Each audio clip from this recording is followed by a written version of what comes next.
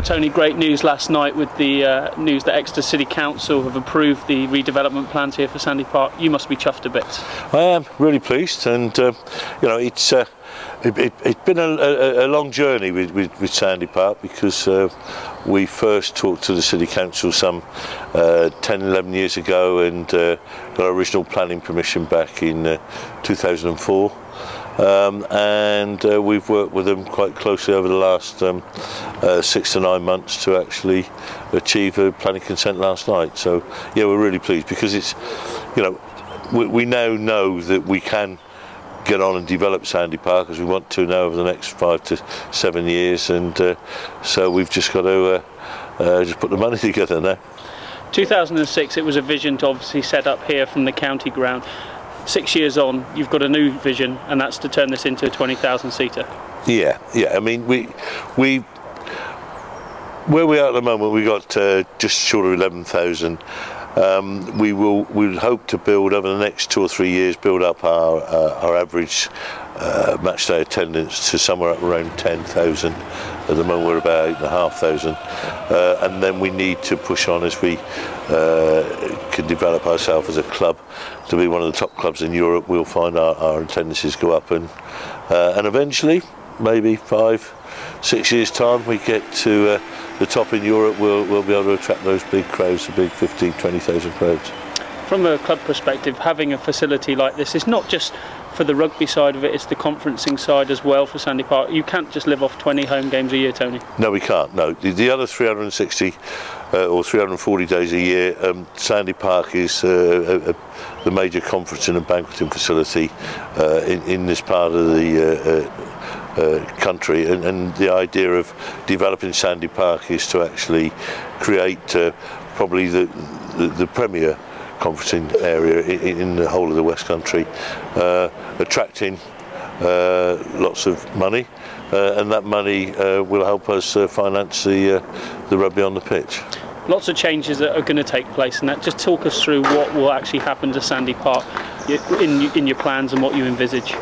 Yeah, the first bit we will do is hopefully next year is redevelop the West Grandstand. That's the existing building, make the conference facilities about 75% bigger, and we'll also add the wings onto the grandstand, so we take the capacity up from 2004 to about 4,003. And also on match days, that means bigger corporate and hospitality facilities. And then we would hope to get that done next year if we can, and then 2014-15 we move on and get the south end developed, build a new auditorium there. There'll be a 1,000-seater auditorium, and then anti-clockwise go round the ground, and over the next 5-7 years, I say, totally replace all the temporary with permanent structures.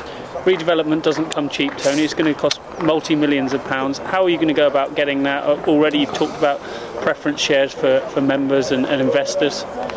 Yeah, I mean, we'll look to the private sector to actually raise the finance to do it. First tranche I just described is about 7.5 million, and the total project's about 24 million. And then moving it forward, it takes the club onto a new level as well. You'll be hitting with the real big hitters in terms of stadia and on the pitch, hopefully. Yeah, I mean, Sandy Park is a purpose-built stadium for rugby union, and when it's complete, it'll be unrivalled in the UK as a rugby stadium for club rugby, and from conference and banqueting, as I said, it's probably the finest in the southwest of England. Locally, though, it's been very exciting, not just for the rugby club, but for the businesses around the area, hotels. They all benefit from having a successful rugby club. Yeah, I was quite surprised, actually, a couple of years ago, talking to the chairman of the local trade and commerce, how much extra business has been brought into the city when we have home games. The likes of Leicester and Gloucester, all the B&Bs and hotels and restaurants, all the spin-off trade. So I'm told, a couple of years ago I was told we're bringing an extra 10 million to the economy, and that when Sandy Park is eventually done, that figure could rise to as much as £30 million a year. the big question fans will ask, I'd imagine, Tony, also is, will it affect Rob and his playing budget in terms of making sure you have a decent team in the field?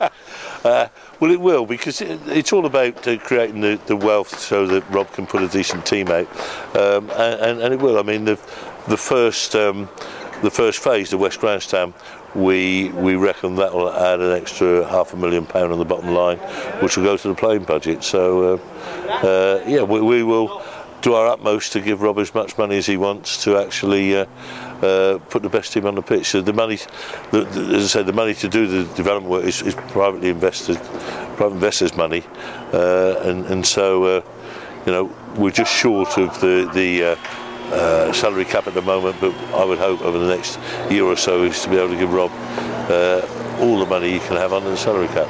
And finally, Tony, the encouraging thing is the support you've had from the members here. That it remains a members' club here at Exeter Rugby Club. Yeah, it's good. The members are great.